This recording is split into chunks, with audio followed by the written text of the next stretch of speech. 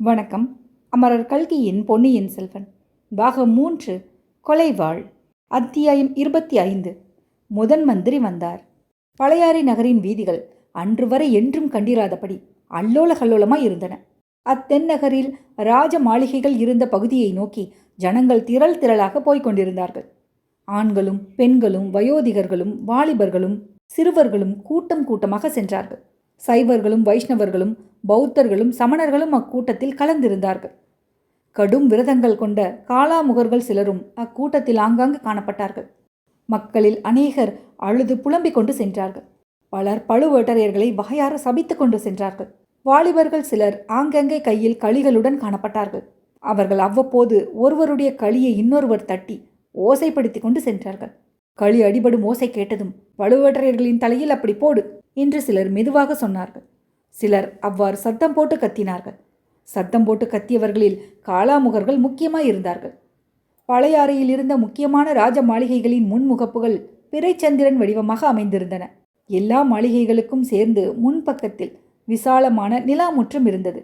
விசேஷமான சந்தர்ப்பங்களில் 10,000கணக்கான மக்கள் கூடி நிற்கும்படியாக அந்த நிலாமுற்றம் விசாலமாய் இருந்தது. முற்றத்தை சூழ்ந்து வெளிப்புறத்தில் உயரமான மதில் சுவர் இருந்தது. அந்த மதில் சுவருக்கு 3 வாசல்கள் இருந்தன. ஒவ்வொரு வாசலிலும் சில அரண்மனை சேவகர்கள் காவல் புரிந்தார்கள். திரள் திரளாக வந்து கொண்டிருந்த கூட்டம் நிலா முற்றத்தின் 3 வாசல்களின் அருகிலும் வந்து சேரத் தொடங்கியது. வினாடிக்கு வினாடி கூட்டம் அதிகமாகிக் கொண்டிருந்தது. செய்து கொண்டு வந்திருந்த இருவரையும் அவர்களை அழைத்து வந்த ஊர் சேவகர்களையும் மட்டும் அரண்மனை காவலர்கள் உள்ளே விட்டார்கள். மற்றவர்களை தடுத்து நிறுத்தினார். ஆனால் வெகுநேரம் தடுத்து நிறுத்த முடியவில்லை. கூட்டத்தில் எங்கிருந்து கிளம்புகின்றன என்று தெரியாதபடி சில குரல்கள் உள்ளே போங்கள், உள்ளே போங்கள் என்று கூவின. பின்னால் இருந்தவர்கள் முன்னால் இருந்தவர்களை தள்ளினார்கள். கடல் அலைகள் ஒன்றையொன்று தள்ளி கொண்டு வந்து கடைசியில் பேரலையை கரையிலேயே போய் மோதும்படி செய்கின்றனவல்லவா? அதுபோலவே இந்த ஜன சமுத்திரத்திலும் நடந்தது. முன்னால் இருந்தவர்கள் பின்னால் வந்தவர்களால் மோதப்பட்டு வாசல் காவல் புரிந்த சேவகர்களை தள்ளி கொண்டு உள்ளே புகுந்தார்கள். அவ்வளவுதான். காவேரி கரையில் சிறிய உடைப்பெடுத்தாலும் வர வர பெரிதாகி வெள்ளம் குபுகுபுவென்று பாய்வது போல் ஜனங்கள் நிலா முற்றத்தில் தடதடவென்று பிரவேசித்தனர். சிறிது நேரத்திற்குள் நிலா முற்றம் நிறைந்து விட்டது. ஆயிரக்கணக்கான மக்கள் அங்கே சேர்ந்து விட்டார்கள். இப்படி ஜனங்கள் கட்டுக்காவல்களை மீறி நிலா முற்றத்தில் புகுந்து கொண்டிருந்த போது ஏற்பட்ட ஆரவாரத்தை தான் செம்பியன் மாதேவி மதுராந்தகனோடு பேசிக் கொண்டிருக்கையில் கேட்டார். குமாரனுடன் வாதிடுவதை அத்துடன் நிறுத்திவிட்டு அரண்மனை மேல் மாடத்தின் முன்முகப்புக்கு வந்து சேர்ந்தார். தெய்வீக கலை பொருந்திய அப்பெரு மூதாட்டியின் திருமுகத்தையும் கூப்பிய கைகளுடன் அவர் நின்ற சாந்தமான தோற்றத்தையும் பார்த்ததும் அந்த ஜன சமுத்திரத்தின் ஆரவாரம் அடங்கியது. சில வினாடி நேரம் அங்கே நிசப்தம் குடிகொண்டிருந்தது. தாயே, எங்கள் இளவரசர் எங்கே? பொன்னியின் செல்வர் எங்கே? தங்கள் கண்ணுக்கு கண்ணான அருள்மொழிவர்மர் எங்கே என்று அக்கூட்டத்தில் சில குரல்கள் எழுந்தன. அவ்வளவுதான். அந்த ஜன சமுத்திரத்தில் முன்னைவிட பன்மடங்கு ஆரவாரம் கிளம்பிவிட்டது. செம்பியன் மாதேவி ஒன்றும் புரியாதவராக திகைத்து நின்றார். பழையாறை மக்களின் இதயங்களை கொள்ளை கொண்டிருந்த பொன்னியின் செல்வனுக்கு ஏதோ ஆபத்து நேர்ந்து விட்டது என்பதை மட்டும் அறிந்தார். அதென்ன ஆபத்து? எப்படி நேர்ந்தது? பழுவேட்டரையர்களே ஏதேனும் விபரீதமான காரியம் செய்து சோழகுலத்துக்கும் மதுராந்தகனுக்கும் அழியாத பழியை உண்டாக்கிவிட்டார்களோ? இச்சமயத்தில் தஞ்சாவூர் தூதர்கள் இடித்து பிடித்து ஜனங்களை தள்ளி கொண்டு முன்னால் வந்து சேர்ந்தார்கள். அவர்களை அழைத்து கொண்டு வந்த சேவகர்களில் ஒருவன், பெருமாட்டி, இவர்கள் தஞ்சாவூரிலிருந்து முக்கியமான செய்தி கொண்டு வந்திருக்கிறார்கள் என்றான். செம்பியன் மாதேவி ஜனக்கூட்டத்தை பார்த்து கையமர்த்திவிட்டு தூதர்களை நோக்கி, என்ன செய்தி கொண்டு வந்தீர்கள் என்று கேட்டார். தாயே, மிக துயரமான செய்தி கொண்டு வந்திருக்கும் அபாக்கியசாலிகள் நாங்கள்.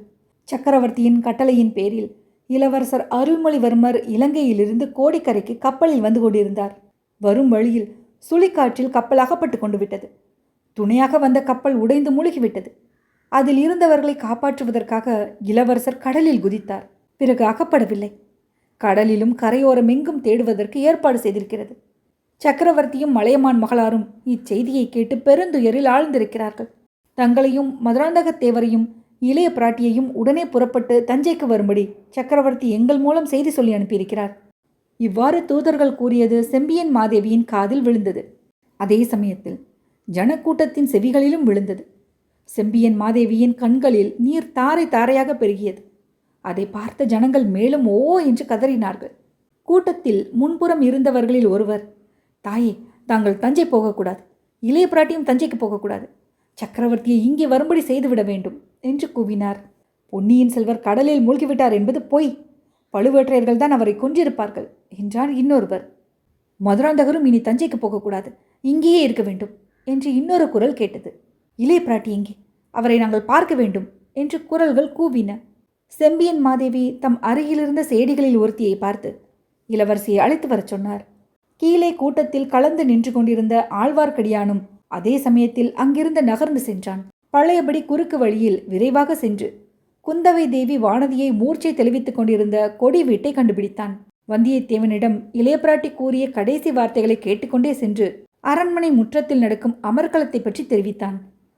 இளையபிராட்டி வானதிக்கு சைத்தியோபச்சாரம் செய்யும் வேலையை பணிப்பெண்களிடம் ஒப்புவித்துவிட்டு அவசரமாக கிளம்பினாள்.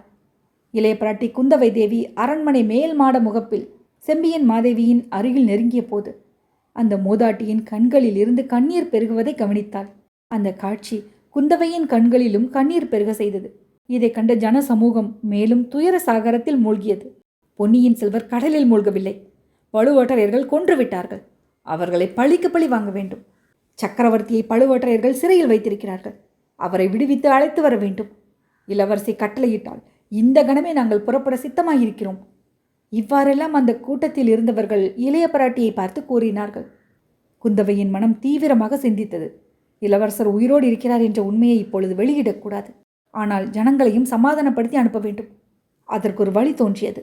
கண்ணில் பெருகிய கண்ணீரை துடைத்துக்கொண்டு ஜனக்கூட்டத்தின் முன் வரிசையில் நின்றவர்களை இளவரசி நோக்கினாள். அதற்குள் ஆழ்வார்க்கடியானும் வந்தியத்தேவனும் அங்கே வந்து நின்று கொண்டிருந்தார்கள். ஆழ்வார்க்கடியானை பார்த்து இளைய பிராட்டி மேலே வரும்படி சமிகை செய்தாள். ஆழ்வார்க்கடியான் அவ்விதமே மேலே ஏறிச் சென்றான். அவனிடம் குந்தவை மெல்லிய குரலில் ஏதோ கூறினாள். ஆழ்வார்க்கடியான் ஜனங்களை பார்த்து கையமர்த்தினான். இடி முழக்கம் போன்ற பெரிய குரலில் கூறினான். பொன்னியின் செல்வர் இறந்திருப்பார் என்று இளைய பிராட்டியினால் நம்ப முடியவில்லை. முன்னொரு சமயம் காவேரி தாய் இளவரசரை ஏந்தி காப்பாற்றியது போல் சமுத்திரராஜனும் அவரை காப்பாற்றி இருப்பான் என்று நம்புகிறார். நிமித்தக்காரனை கேட்டதில் அவனும் அப்படியே சொல்கிறானாம். இளவரசரை தேடி கண்டுபிடிக்க இளைய பிராட்டி தக்க ஏற்பாடு செய்வார். உங்களை எல்லாம் நிம்மதியாக வீட்டுக்கு திரும்பி போகும்படி கேட்டுக்கொள்கிறார். இதை கேட்டதும் அந்த ஜனக்கூட்டத்தில் ஒரு பெரிய ஆசுவாச நெடுமூச்சை போன்ற சத்தம் எழுந்தது. நிமித்தக்காரன் எங்கே? அவன் வாயினால் நாங்களும் அந்த நல்ல செய்தியை கேட்கிறோம் என்றார் ஒருவர். இதுதான் சமயம் என்று வந்தியத்தேவன் தாவி குதித்து மேல் மாடத்துக்கு சென்றான். ஆழ்வார்க்கடியான் அருகில் போய் நின்று கொண்டு இளவரசருக்கு பெரிய கண்டம் நேர்ந்தது உண்மைதான். ஆனால் அவருடைய உயிருக்கு அபாயம் ஒன்றும் நேரவில்லை. விரைவில் கிடைத்து விடுவார் என்றான். உனக்கு எப்படி தெரியும் என்றது ஒரு குரல். நான் நிமித்தக்காரன். கிரகங்களையும் நட்சத்திரங்களையும் பார்த்து அறிந்து கொண்டேன். நிமித்தங்களை பார்த்து தெரிந்து கொண்டேன். பொய், நீ சொல்வது பொய். நீ நிமித்தக்காரன் அல்ல, நீ ஒற்றன் என்றது அதே குரல். வந்தியத்தேவன் அந்த குரலுக்கு உரியவனை கவனித்து பார்த்தான். அவன் வைத்தியர் மகன் என்பதை அறிந்து கொண்டான். பைத்தியக்காரா, என்னையா ஒற்றன் என்று சொல்கிறாய்? நான் ஒற்றனாயிருந்தால் யாருடைய ஒற்றன் என்று கேட்டான். பழுவேட்டரையர்களுடைய ஒற்றன் என்று வைத்தியர் மகன் பளிச்சென்று மறுமொழி கூறினான். என்ன சொன்னாய் என்று வந்தியத்தேவன் கர்ஜித்தான். ஜனங்கள் கீழே நின்ற நிலா முற்றத்திலிருந்து வந்தியத்தேவன் நின்ற மேல் மாடம் 12 அடி உயரத்தில் இருந்தது. அதை அவன் பொருட்படுத்தாமல் மேல் மாடத்திலிருந்து வைத்தியர் மகன் பேரில் பாய்ந்தான். இருவருக்கும் துவந்த யுத்தம் ஆரம்பமாயிற்று. சண்டை என்றால் எல்லோருக்கும் எல்லா காலத்திலும் வேடிக்கை பார்ப்பதில் பிரியமுண்டல்லவா? வந்தியத்தேவனுக்கும் வைத்தியர் மகனுக்கும் சண்டை நடந்த இடத்தை சுற்றி இடைவெளி விட்டு ஜனங்கள் வட்ட வடிவமாக நின்று வேடிக்கை பார்க்க தொடங்கினார்கள். மேல் மாடத்தில் இருந்தவர்கள் கவலையுடன் அதை நோக்கினார்கள். ஜனக்கூட்டத்தில் பெரும்பாலோர் விஷயம் இன்னதென்று தெரிந்து கொள்ளாமலே முன்னைவிட அதிக கூச்சல் போட தொடங்கினார்கள். இச்சமயத்தில் வாசற் பக்கத்தில் இருந்து சங்கநாதமும் கொம்புகளின் முழக்கமும் கேட்டன. முதன் மந்திரி அநிருத்த பிரம்மராயர் வருகிறார், வழிவிடுங்கள் என்ற குரல் முழக்கம் கேட்டது. அந்த பெருங்கூட்டத்தில் முதன் மந்திரிக்கு தானாகவே வழி ஏற்பட்டது. அத்தியாயம் 25 நிறைவுற்றது.